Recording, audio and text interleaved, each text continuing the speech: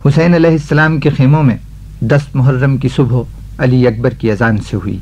اس صبح سے پہلے کی رات حق پرستوں نے جاگتی آنکھوں اور بیدار دلوں سے عبادت الہی میں گزاری تھی۔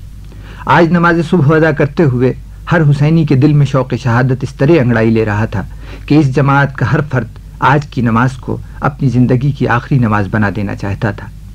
رسول کے فرزند حسین کی امامت، انصار حسین جیسے معموم، حق پرستی کا عطا کردہ اعتماد، جذبہ جانثاری کا خلوص، رسول کے سامنے سرخرو ہو جانے کا یقین، ان سب عناصر نے مل کر آج حق عبادت ادا کر دیا اور کربلا میں روز عاشور کی نماز صبح کائنات میں ہونے والی عبادتوں میں بے مثال ہو گئی۔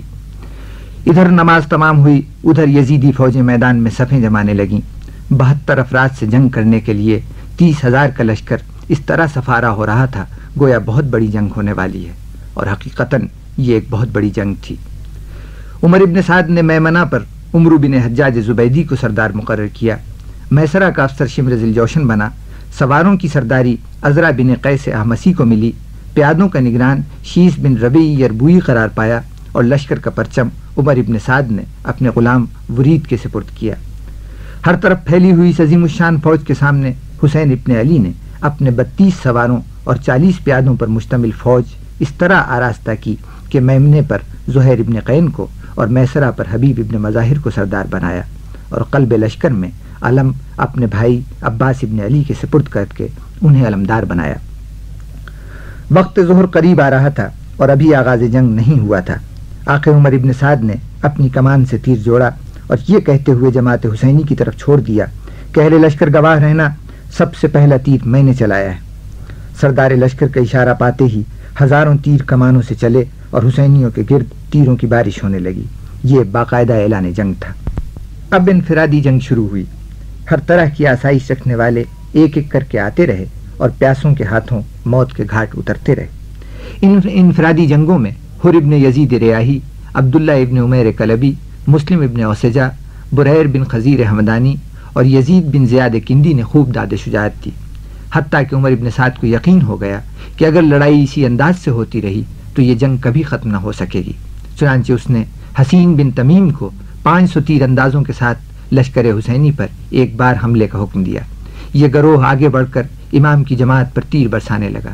قریب سے چلائے جانے والے ان تیروں کو سوائے سینے پر روکنے کے اور کوئی چارہ کار نہ تھا، لیکن حسین کے جانثار تلواریں لے کر تیروں کی برسات میں دشمن کے لشکر پر ٹوٹ پڑے اور تھوڑی دیر میں حملہ آوروں کو پیچھے دھکیلنے میں کامیاب ہو گئے۔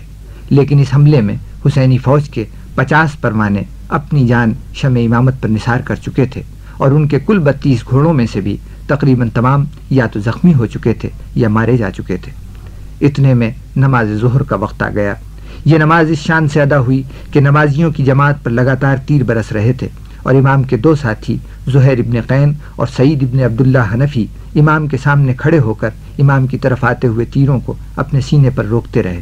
ادھر نماز تمام ہوئی، ادھر سعید ابن عبداللہ شہید ہو کر اور زہیر زخمی ہو کر خاک پر گر پڑے۔ بعد ظہر امام کے باقی ماندہ ساتھی ایک ایک کر کے میدان میں جاتے رہے اور منصب شہادت پر فائز ہوتے رہے، جب تک حسین کے انصار میں سے ایک فرد بھی باقی رہا۔ ان کی وفا نے گوارا نہ کیا کہ خاندان رسالت کا کوئی فرد میدان میں جائے، لیکن پھر وہ وقت بھی آ گیا جب سوائے چند عزیزوں کے کوئی باقی نہ رہا۔ اس مرحلے پر امام حسین کے جواں سال فرزند حضرت علی اکبر سب سے پہلے میدان میں گئے۔ ان کی شہادت کے بعد اولاد عقیل، اولاد جعفر، اولاد حسن اور اولاد علی قربان ہوتی رہیں۔ ان قربانیوں میں آخری قربانی امام حسین کے 6 ماہ کے فرزند علی اصغر کی تھی۔ 6 ماہے کی شہادت وہ شہادت تھی جس نے یزید اور یزیدیت کے چہرے پر ہمیشہ کے لیے ایسی سیاہی مل دی جو ہیلہ سازی کی کسی کوشش سے بھی صاف نہیں ہو سکتی۔ اور اب ذبح عظیم کی باری تھی۔ حسین اہل حرم کو صبر کی تلقین کرتے ہوئے میدان کو رخصت ہوئے۔ 3 دن کی بھوک اور پیاس، صبح سے صدمات کا ہجوم، ذہن میں کچھ دیر بعد جلتے ہوئے خیموں اور لٹتی ہوئی چادروں کا تصور، لیکن ان سب باتوں کے باوجود علی کے فرزند نے لشکر اعداء پر 7 حملے کیے۔ ہر حملہ خندق و خیبر کی یاد تازہ کرتا رہا۔ اس دوران امام کے جسم اقدس پر ہر طرف سے وار ہو رہے تھے۔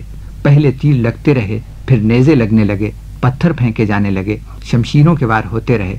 آخر وہ وقت آیا کہ آپ پشت رہوار سے خاک پر تشریف لائے.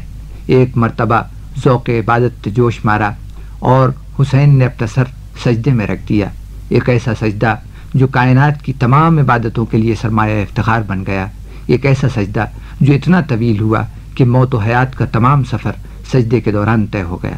ابھی سجدہ تمام نہیں ہوا تھا کہ شمر ذوالجوشن کے خنجر نے جسم اور جان کا تعلق منقطع کر دیا. ادھر روز عاشور کا سورج تیزی سے مغرب کی طرف ڈوبنے جا رہا تھا، ادھر سر حسین نو کے نیزہ پر طلوع ہو کر اسلام کو ایک نئی صبح کی خوشخبری سنا رہا تھا. This program is the sole property of Central Productions, Pakistan Broadcasting Corporation, Islamabad. Piracy in this regard is illegal.